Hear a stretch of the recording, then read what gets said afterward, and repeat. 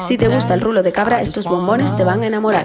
Lo puedes tomar solo, con picos o untado en tostaditas. También te digo una cosa, más fácil y sencillo, imposible, con solo 3 ingredientes y además saludables.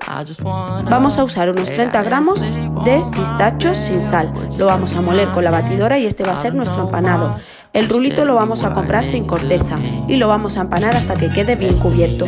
Y luego ya está, hacemos la misma operación con todos los trocitos y le ponemos un poquito de cebolla caramelizada por encima. Y esto está de muerte.